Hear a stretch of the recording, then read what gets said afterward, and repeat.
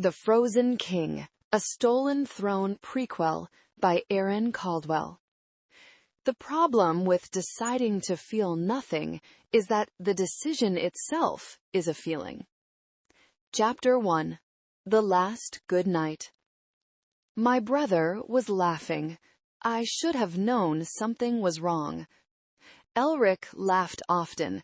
It was one of the things the court loved about him, the easy warmth of it, the way it transformed his face from merely beautiful into something luminous and alive.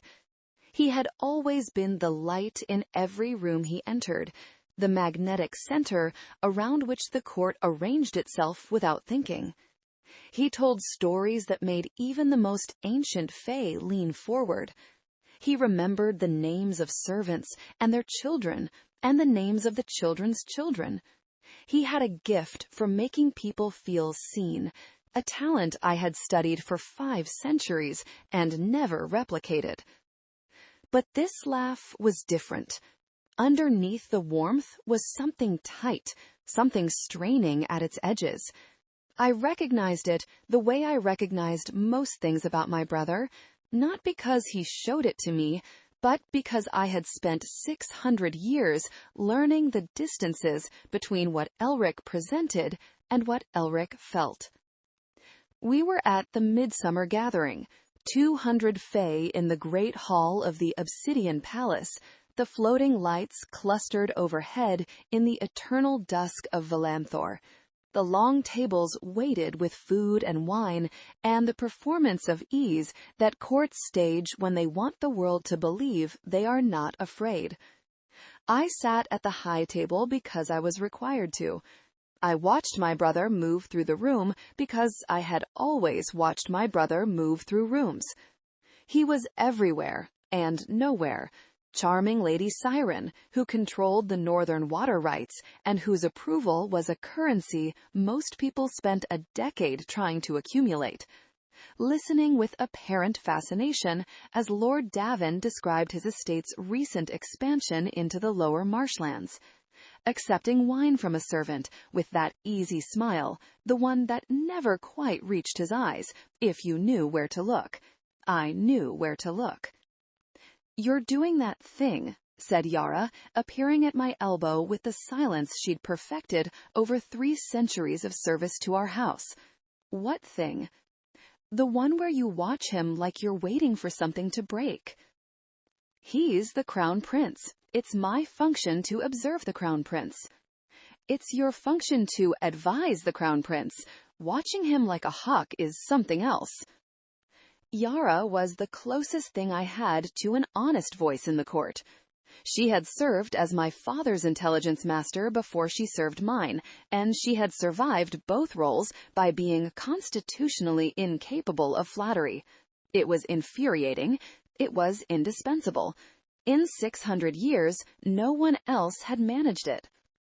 "He's not sleeping," I said. "You can tell that from across a great hall?" "I can tell from the shadows under his eyes that he's covered with glamour that was not there last month, and the way he's holding his wine glass, tight at the bottom, base, not at the stem. He does that when his hands are restless, and he wants to hide it." Yara was quiet for a moment. She had a quality of silence that meant she was deciding how much to say, not because she was uncertain of the information, but because she was calculating the cost of delivering it. "There have been reports," she began. "Tell me.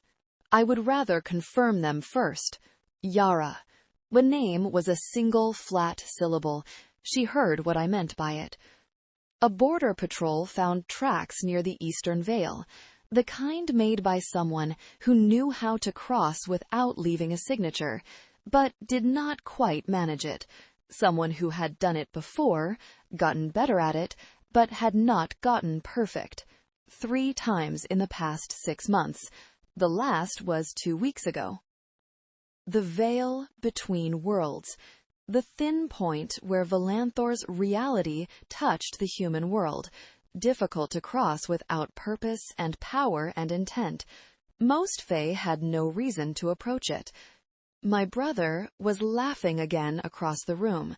The laugh was too bright, too carefully calibrated, and the answer formed in my chest like a stone settling into still water. "I need to speak with him," I said. "Not here. No, not here." I waited until the gathering had thinned, until the wine had done its work, and the ancient and powerful of Velanthor had drifted to their chambers, or their assignations, or whatever private business occupied the court after midnight. I waited until Aelric was finally alone, standing at one of the tall windows that overlooked the obsidian courtyard, the eternal dusk painting him in amber and shadow. He heard me coming. Of course he did. "I was wondering when," he said, without turning around. 6 months, I said. "You've been crossing the veil for 6 months, and I've been not knowing it, and I would like to understand why." He turned. His face had shed the performance entirely. All the charm and warmth set aside like a costume after a long evening. And what was underneath was something I had not seen in centuries. My brother, unguarded, exhausted. Something in him finally put down. "I was going to tell you," he said. "Were you?" "Eventually, when I had the words for it." He looked down at his hands, which were still graceful, still the hands I had known since childhood, and something in the set of them was different, certain in a way he rarely was. It is difficult to explain to someone who is perfectly suited to what they were born to be. "What does that mean?" He raised his eyes to mine. We had the same eyes, the family inheritance, pale gray, the color of Velanthor's perpetual sky. But whatever was in his expression, I had never seen it before in him. "I am not going to be king, Soren." The words fell into the silence like stones into deep water. "You are the crown prince," I said, very carefully. "You have been the crown prince for 600 years. "I know what I have been." He turned back to the window. "I know what I was born to be, what I was, shaped to be, trained to be, what every expectation of our father and our court and our world has required me to be. I know it the way I know my own name. I have known it every day for 6 centuries. He paused. "And I am telling you that I cannot be it, that it has never fit, that for 600 years I have worn it like a skin that does not belong to me, and I am tired, Soren. I am tired in a way that has nothing to do with rest." I was very still. Outside, Velanthor's dusk continued its eternal progress across the sky. Amber, then rose, then deep, bruised purple. The same light it had been for millennia, the same light it would be for millennia more. The weight of forever, pressing down on everything. "The human world," I said. "Yes." "What is in the human world, Aelric?" He smiled. "The real one, not the court version. Smaller, quieter, a thing that lived in the corners of his face rather than filling it. Everything that is not this." We talked until the sky had cycled through its full sequence twice. I listened.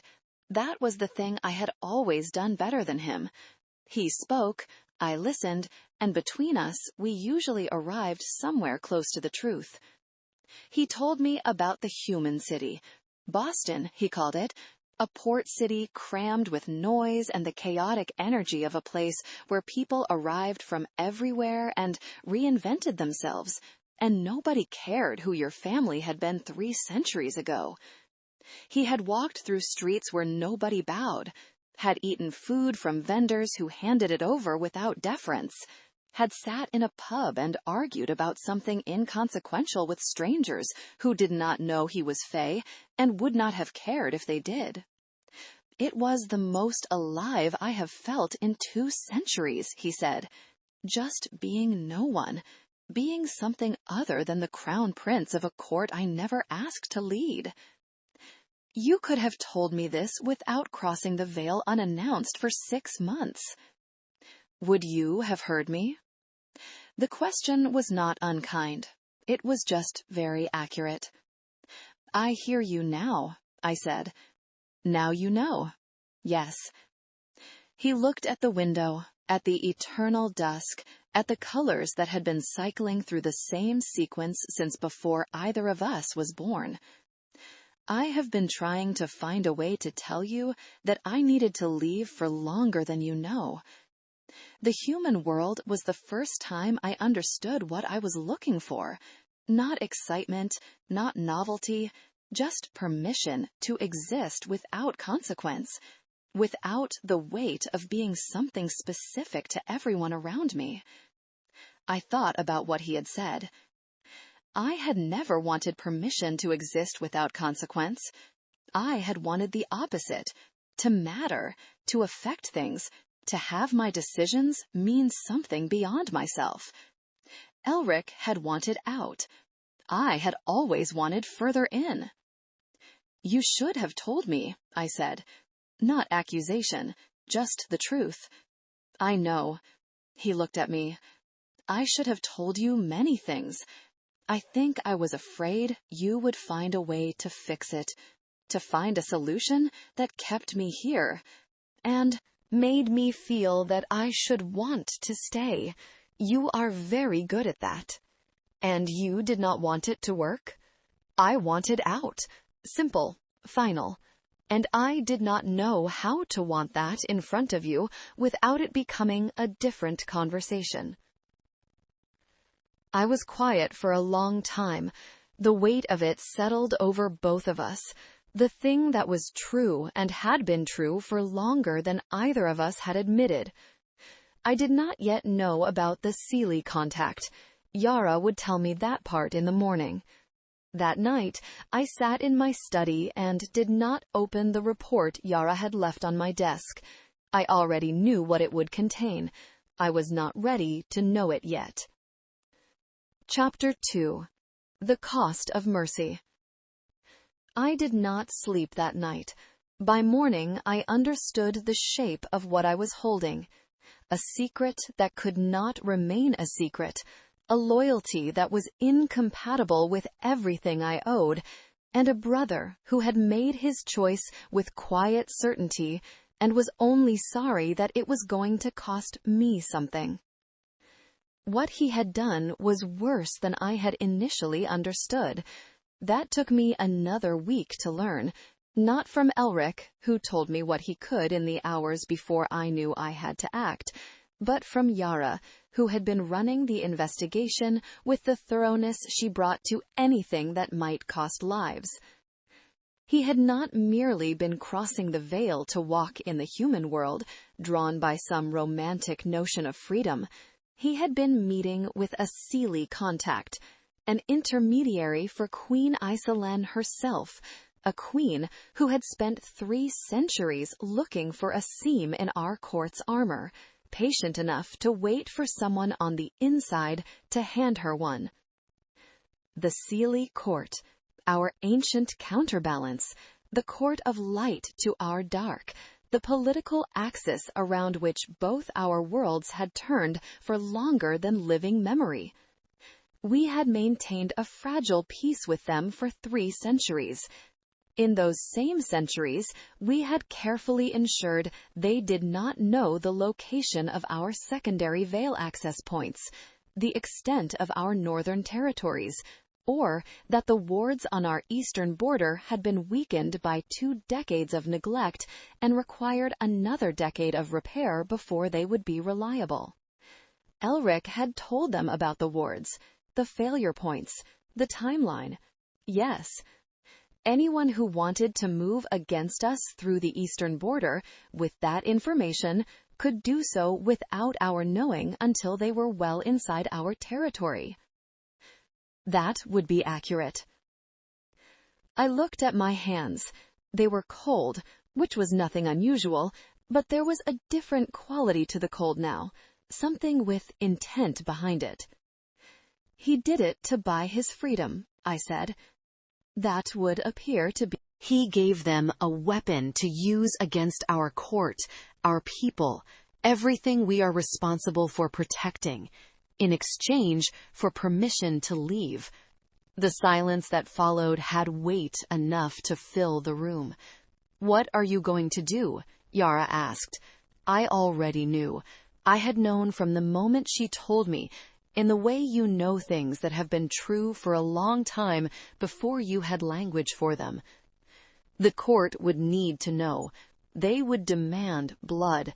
It was the only resolution our law had ever offered for this category of betrayal.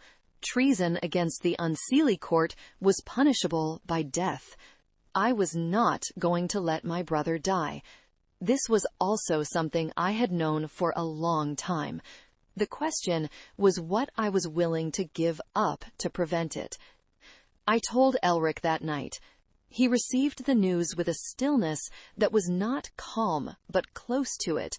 The stillness of someone who has been waiting for a specific blow and is relieved, in some complicated way, that it has finally arrived. Isolen's contact was compromised, I said. Yara's people had been watching him for 2 months before you approached him. She has everything. Then you know what you have to do. I know what the court will demand I do. He looked at me.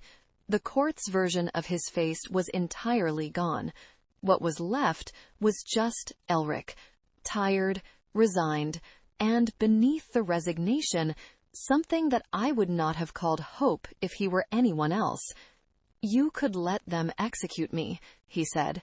It would be cleaner, politically. Do not tell me what I should do with my brother. Soren, do not. My voice was quiet. The cold in my hands had spread to my arms, and I was working to keep it contained. You are going to stand before the court. You are going to answer for what you did, and then you are going to live. It will cost you. Yes. The court will think you are weak. They will think mercy is something they can exploit, a door they can push through when they want something from you. He paused. They will not be wrong. I know. You are the second son, Soren. You were never meant to rule. You have spent 6 centuries being the one who advises and observes and contains, and none of that prepared you to stand in front of a court that wants blood and tell them no. I know what I am, and I know what you are, and I am not going to stand in a throne room and watch them execute my brother because he made a choice I disagreed with, whatever it costs. He was quiet for a long time. I never wanted the throne, he said finally, not as an excuse, just as a truth I should have told you a long time ago. I know. I wanted to exist without obligation, to see what the world looked like without the weight of forever attached to every decision. I thought about that. I turned it over carefully, looking for the angle that would make it comprehensible to me. I have never wanted that, I said, had always understood that what I did had consequences for people beyond myself. I thought that was true for everyone, the natural condition of existing in relation to others. It was never natural for me. The understanding was always there, but the feeling was always that the weight was something placed on me without my consent, and that someday I would be allowed to put it down. I kept waiting for the moment when someone would tell me I could stop. There is no putting it down. I know that now. We sat with the knowledge between us. My brother, who had spent 6 centuries wishing he were someone else. Me, who had spent 6 centuries being exactly what I was and never thought to wish otherwise. I wondered, not for the first time, which of us had paid more. I am sorry, he said, the most honest version. I know, I said, and I did, but knowing did not make the morning any easier to face. Chapter 3. What the court demands. The trial lasted 3 days. Elric stood in the center of the throne room and answered every question with the quiet precision of a man who had decided to tell the exact truth. No deflection, no performance, no attempt to minimize or reframe. He described the Unseelie contact, the meetings, the information exchanged, and the terms agreed upon with the complete, unhesitating honesty that only people who have given up fighting feel capable of. The court was not moved. Honesty did not mitigate treason. The directness made them more certain of their position. I sat in the throne. My father had died 4 years prior, and the formalities of the coronation had been delayed for reasons that now seemed prescient, and I watched them one at a time. The ancient lords and ladies of Velanthor, with their centuries of accumulated grievance and self-interest and genuine love for their court, they were afraid. The eastern border intelligence had frightened them in the way people are frightened when they realize how long they have been exposed without knowing it. They wanted blood, not out of cruelty, out of necessity. If Elric's treason cost nothing, the next traitor would remember that.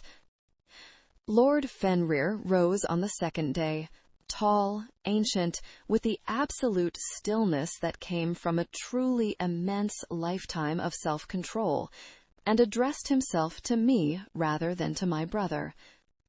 "The Crown Prince gave our enemies the means to destroy us," he said. "He gave them access to our weaknesses in exchange for personal advantage.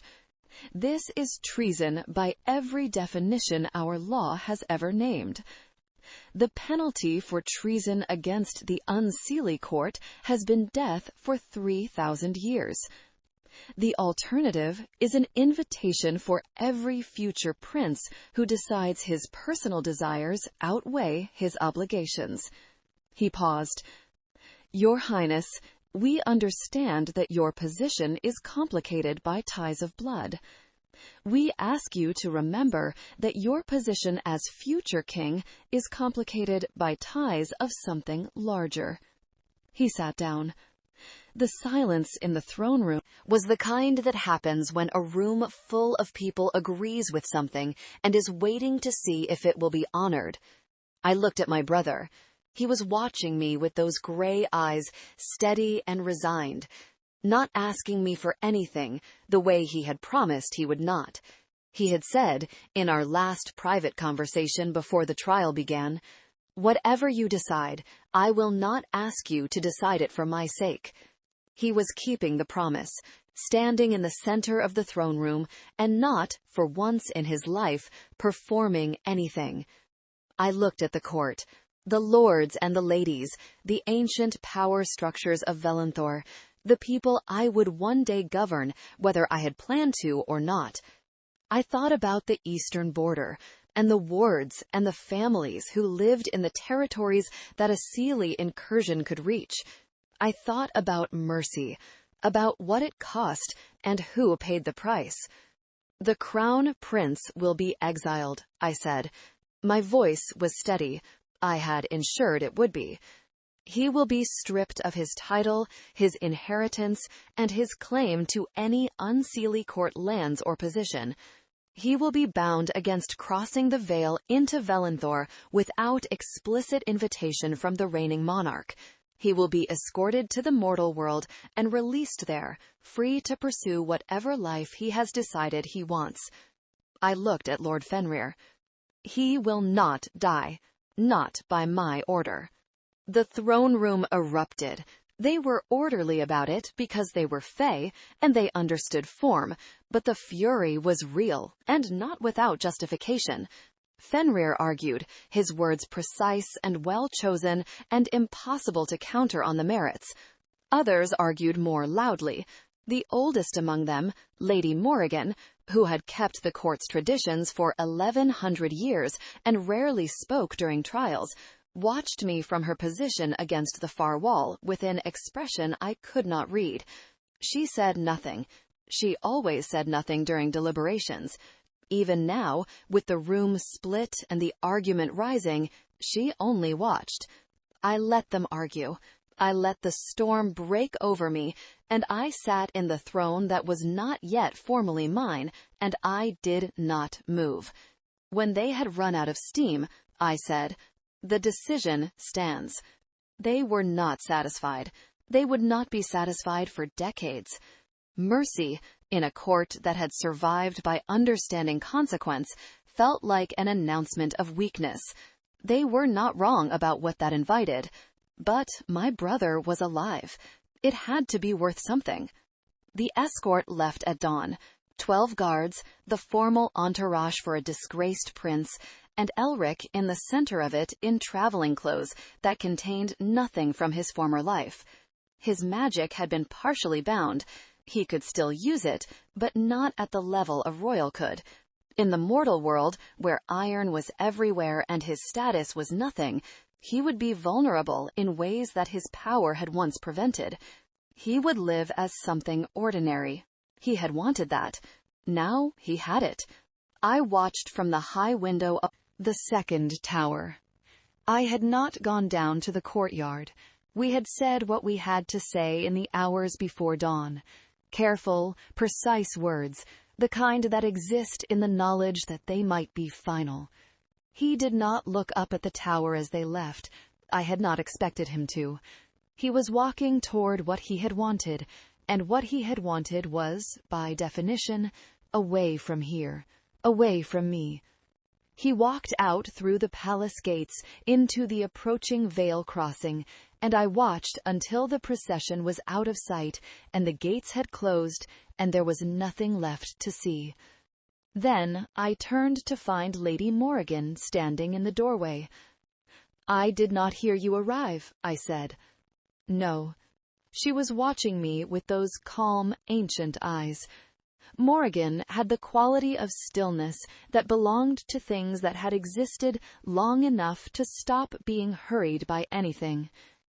You will find, in the years to come, that people rarely hear me unless I wish them to. "Is there something you need, Lady Morrigan?" "No." She tilted her head slightly. "I wanted to observe, to see what you looked like in the aftermath of a difficult decision." "And what do I look like?" She was quiet for a moment. Then, "Like someone who has done something that cost them a great deal and is only now beginning to understand exactly how much." She left. I did not call her back. Outside, Velanthor's dusk continued its unchanging cycle. That night, I sat in the throne room alone for the first time. Not conducting business, not reviewing reports, just sitting in the dark, in the chair that would be formally mine in 3 days, while the frost spread slowly across the obsidian walls, and the floating lights burned on indifferent overhead. I understood, in the quiet of that hour, that I had spent 600 years as the second son because I was good at it, because Elric had always been the warmth the court gathered around, and I had been content to be the architecture supporting the warmth, the thing that held the room together so the brightness had somewhere to live. Now the room was dark, and I was the only one in it. 3 days later, they placed the crown on my head in the formal ceremony. The throne room was full and silent, and Elric's chair had been removed from the dais. Chapter 4. The Making of Ice. The first year was the worst, not because the court was difficult. They were difficult, but I had known they would be, and difficulty was something I had been preparing for my entire life. The political maneuvering, the careful management of resentments, the gradual process of proving to a court that expected weakness that they had miscalculated. These were things I knew how to do. I had been doing versions of them from my father's shoulder for 6 centuries. The throne was only the formalization of a practice I had been running informally for longer than most of the court's younger members had been alive. The worst part was the quietness. I had spent 600 years as the second son, the advisor, the observer, the one who stood at his brother's shoulder and thought the thoughts that Aelric needed to have thought for him. It was a role I had understood and occupied with contentment, because it required me to be useful without requiring me to be alone. Aelric's magnetism had always filled the rooms we shared. His restlessness, his stories, his capacity for finding the interesting angle on anything, even the worst evening at court had been tolerable with him in it, some warmth in the air that I had not recognized as dependent on his presence until the rooms were empty of it. Now they were quiet. I filled them with work. Governance had always been something I understood better than Elric had, and there was no shortage of it. The eastern border required immediate attention. I spent 6 months rebuilding the ward network, working alongside our practitioners with the focused precision of someone who had decided that the quality of work was the only thing he could control. I renegotiated 3 trade agreements that had been allowed to drift into unfavorable terms. I restructured the tax collection process in the Northern Territories in ways that cost me 3 political alliances and saved 2,000 of my people from a food crisis that had been building quietly for decades. I was, by every measure, an excellent king. I was also, by every measure, someone my brother would not have recognized. I did not see it happening. The frost, my power, always cold, always more comfortable in winter, began to spread beyond the usual limits. My chambers were the first to notice. Frost on the windows in the mornings, even in the warm months, the kind that stayed past noon and sometimes did not clear at all. A crystalline quality to the air near my desk when I had been working too many hours. The practitioners assigned to my household stopped commenting on it after the first few times I told them it was not a problem. Yara noticed. She always noticed. "You slept 4 hours last night," she told me, 6 months into the reign. I slept sufficiently. I had someone check 4 hours.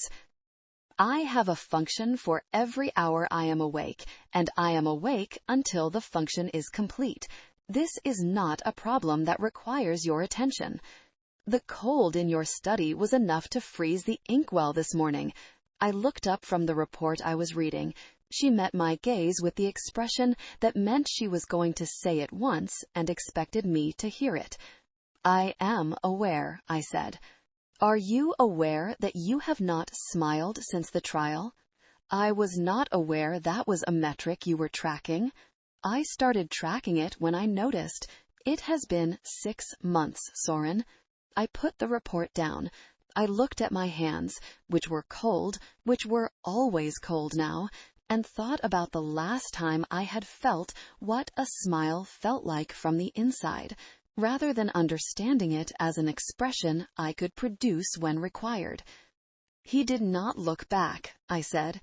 It was the first time I had said it. I had not planned to. Yara was quiet. "When he left, the morning of the escort, he did not look up at the tower." I picked the report back up. "It is fine. He had made his choice long before that morning.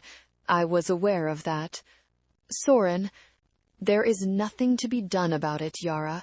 He is in the mortal world. He is alive. That was the point of the exercise. I am here, doing what I was always better suited to do anyway. Everything is proceeding as it should." She left without saying what she had meant to say. I finished the report. The inkwell did not freeze again that night. I told myself it was because I had addressed the problem. The years developed their own texture. each one much like the last, distinguishable only by the nature of the problems I was solving: the eastern border reconstruction, the northern trade disputes, the periodic tests from Iceland's court that required response without escalation. I became very good at response without escalation. I became very good at most things. That was the unexpected benefit of not feeling anything. Every decision simplified to its component parts, stripped of the complications that emotions introduced. I could see what needed to be done without the noise of caring whether it was painful.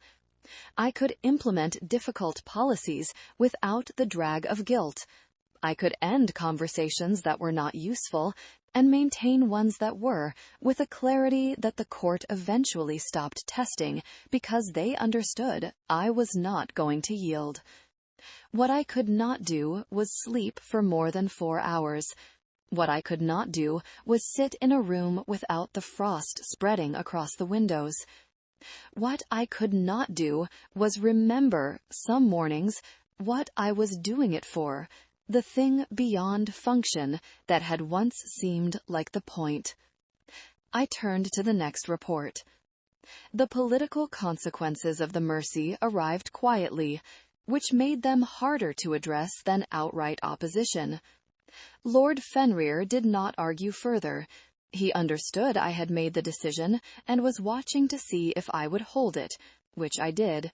But his support, which had been reliable, if never warm, became unreliable the way men do when they have decided you are useful but not trustworthy.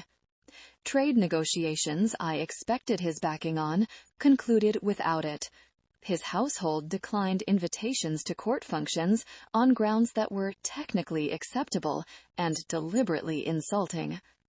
Within a decade, the whisper had circulated through enough conversations to become a kind of received wisdom. The king was capable, but the mercy had revealed a sentimentality that could be exploited by anyone with access to something he valued. They were not entirely wrong. The mercy had cost me exactly what Elric said it would. I noted this in the ledger I kept of consequences and adjusted my behavior accordingly. Further in, more controlled, slower to demonstrate anything that might be mistaken for attachment. The court could not exploit a weakness they could not find.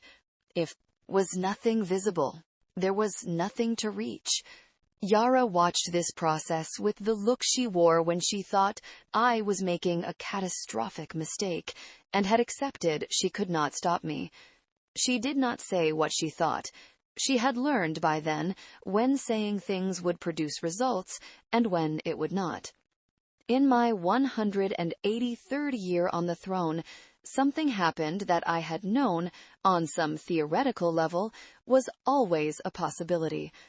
A family.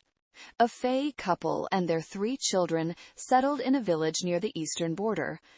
The father, Corvin, had served briefly in the Northern Guard before choosing a quieter life.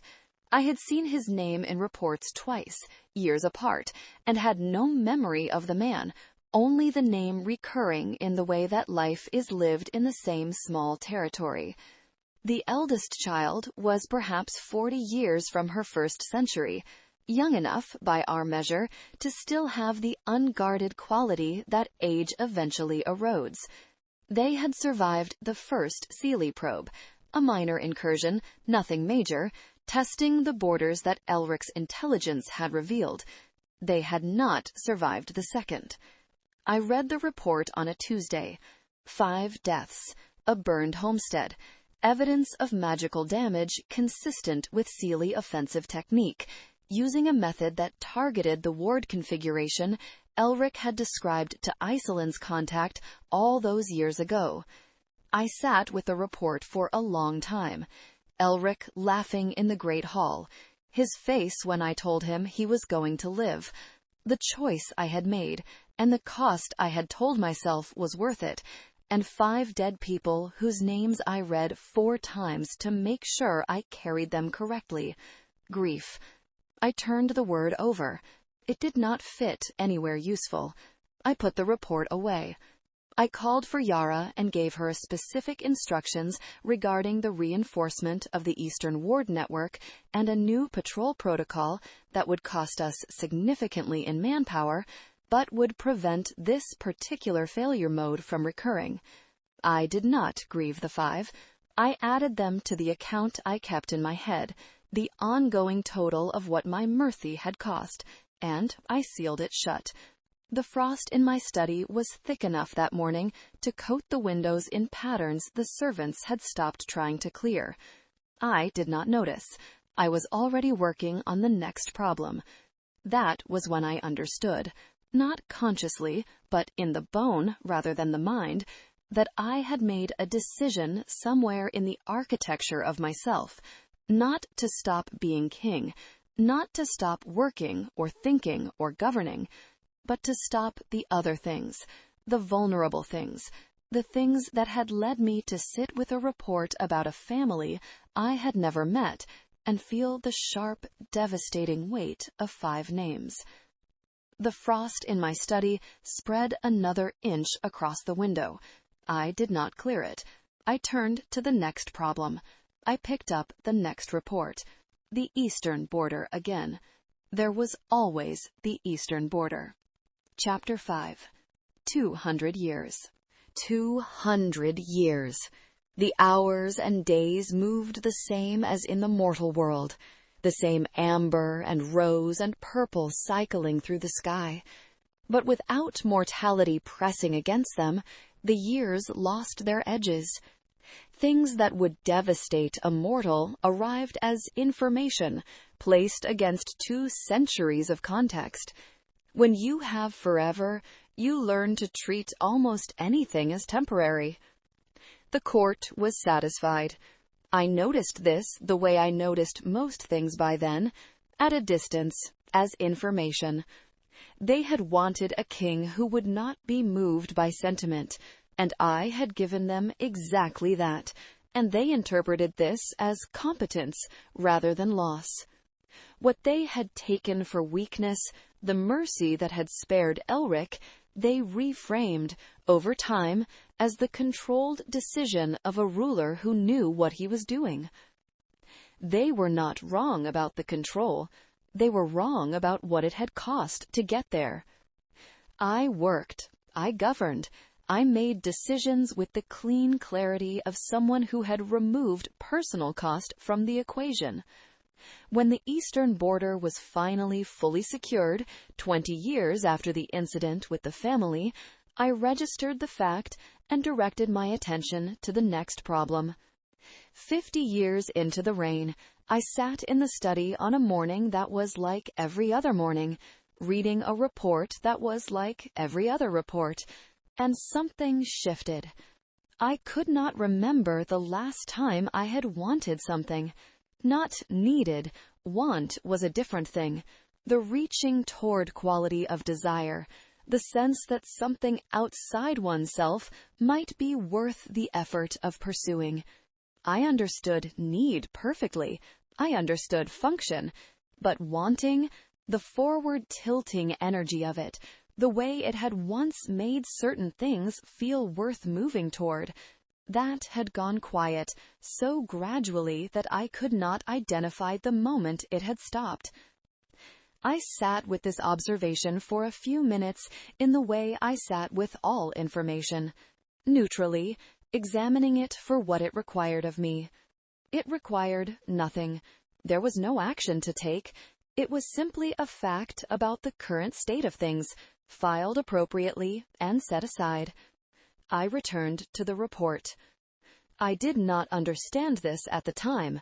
I thought I was becoming more efficient, stronger. The frost on my windows and the silence in my study and the 4 hours of sleep, these were the costs of governance, not the symptoms of something else. At 50 years, I only knew that wanting had stopped. I returned to work.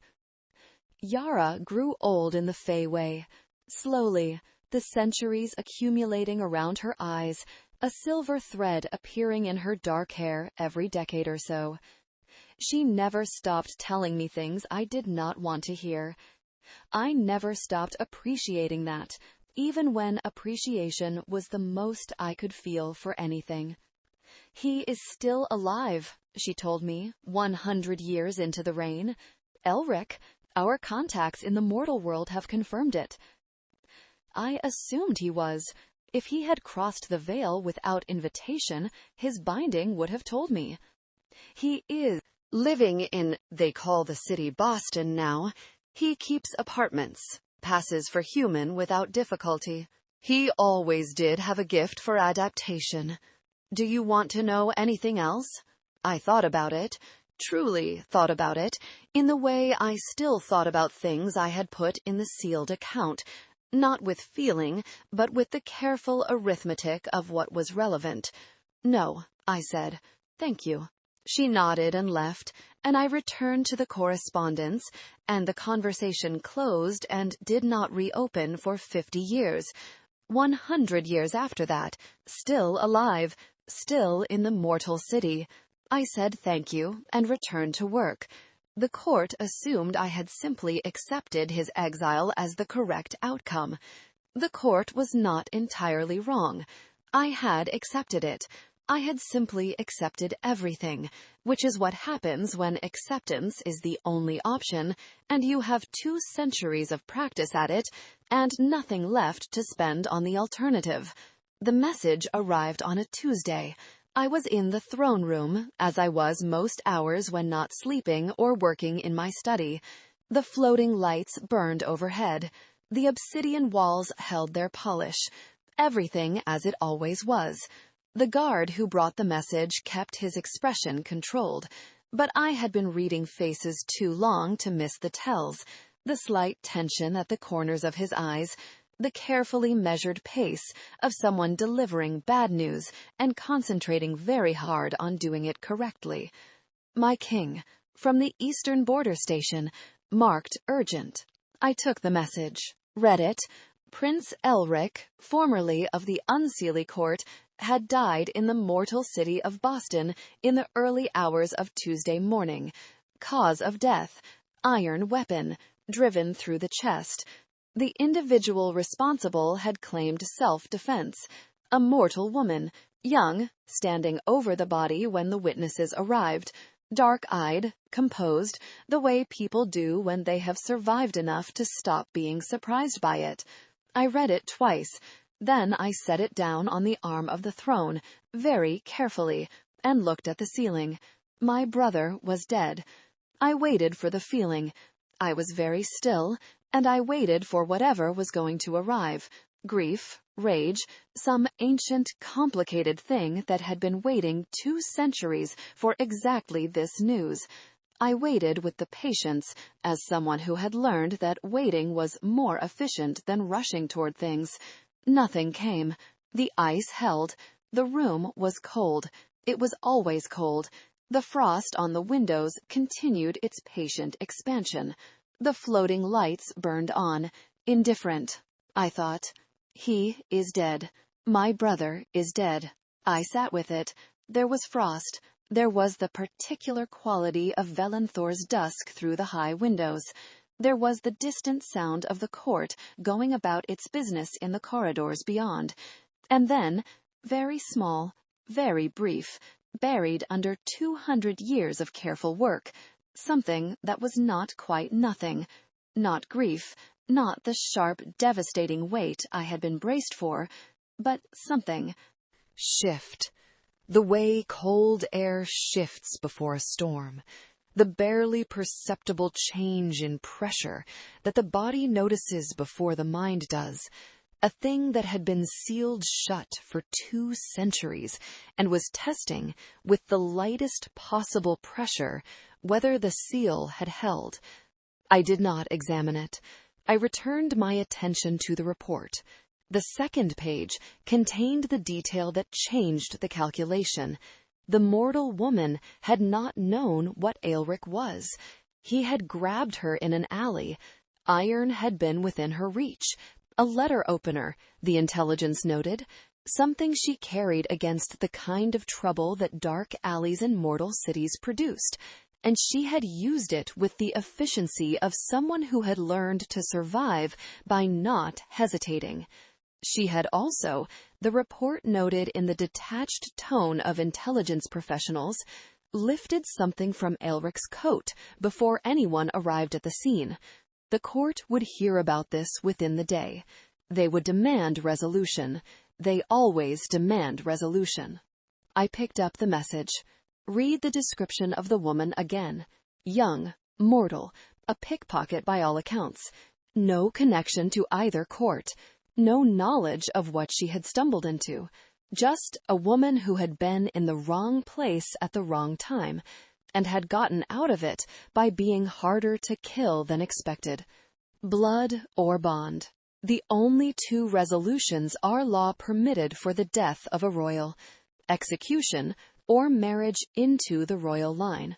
The law was 3,000 years old, brutal in its clarity, and contained no exceptions for mortal women who had killed princes in self-defense without knowing what they were doing.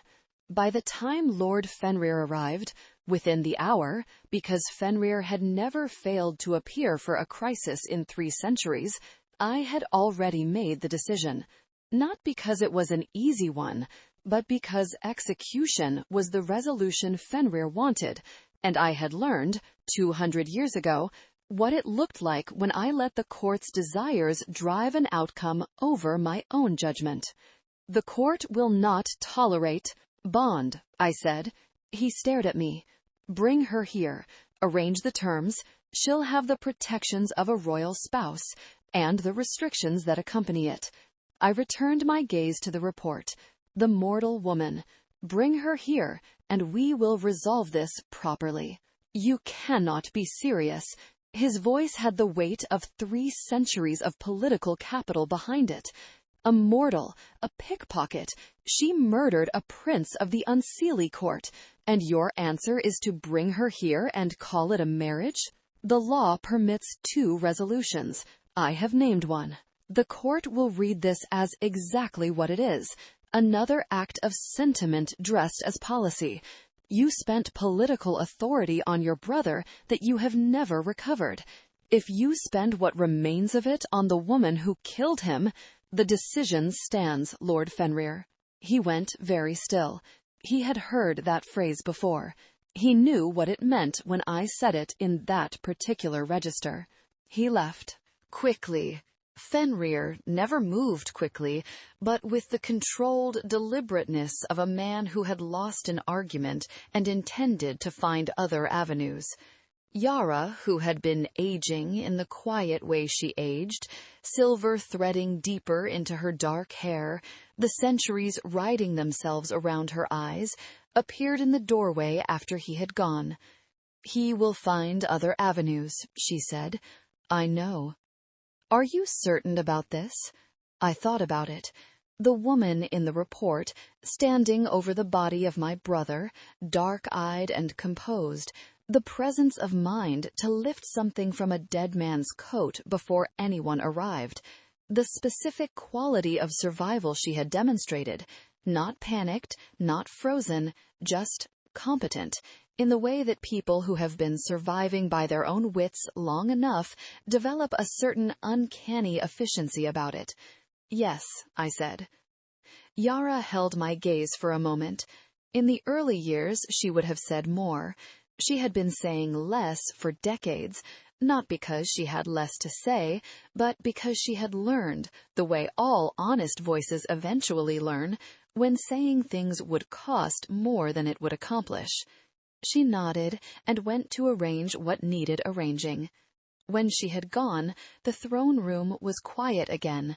The floating lights, the frost on the windows, everything exactly as it always was. A pickpocket from a mortal city who had killed my brother with an iron letter opener and lifted something from his coat before anyone arrived. Fast enough to survive something she did not understand, and practical enough to profit from it. What I expected from this arrangement: compliance, strategic neutrality, the minimum requirements of a political resolution. I did not expect to feel anything about her. I had not felt anything about anyone in 2 centuries, and I had no reason to expect this to be different. She was a variable. She was a solution to a political problem. She was a mortal who would eventually age and die, and in the meantime she would need to be managed, and I was very good at managing things. I would meet her. I would ensure she survived the court. I would fulfill the requirements of the bond, and that would be the end of it. The frost on the windows had stopped spreading, I noticed. It sat where it was, patient, still, the same patterns it had been making for decades, and did not expand further. A small thing, the kind of detail that meant nothing. I picked up my correspondence. There was always more correspondence. Tuesday continued, the same as every Tuesday, the same as every day for 200 years, quiet and cold and thoroughly under control. I did not look at it directly. The seal had held for 2 centuries. It would hold a while longer. There was work to do. Epilogue, the other side of the story. This is where my account ends. What happens next is a different story, one that belongs to Leah Merritt, who walked into my throne room in a dress she hated and looked at me like I was just another obstacle between her and survival. She was right. She was also, as it turned out, something I had not been prepared for at all. I am not going to tell you what she said on our wedding night. I am not going to tell you how she moved through the court like a knife that had learned to pretend it was a spoon, or how she read people with the uncanny accuracy of someone who had spent a lifetime surviving by understanding exactly how much danger she was in at any given moment.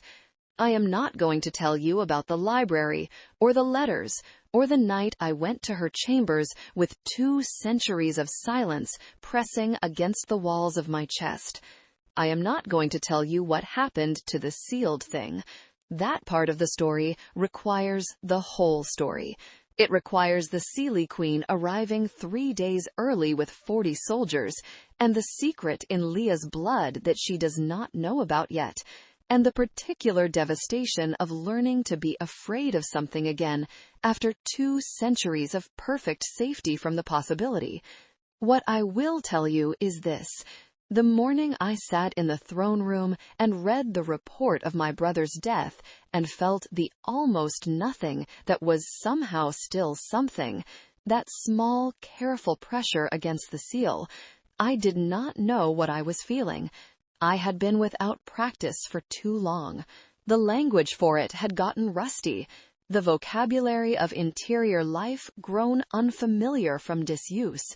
It took me some time to work out that what I was feeling underneath 2 centuries of ice was the faintest possible echo of everything I had buried. That somewhere in the sealed account, grief and rage and something I could not name were still sitting exactly where I had put them, waiting with the patience of things that have nowhere else to be. And that a mortal woman with dark eyes and an iron letter opener and the audacity of someone who has survived everything the world has thrown at her was going to be, whether I had planned for it or not, the beginning of understanding what to do with all of it. I did not know that part yet, of course. I only knew it was Tuesday, and my brother was dead, and somewhere in a city I had never visited, a woman I had never met was about to have a very difficult conversation with Lord Fenrir's advance envoy. I thought, she will handle it. I knew nothing about her, but the thought was there, quiet, certain, the kind of thought that arrives without asking permission, and the frost on the windows caught the dusk light.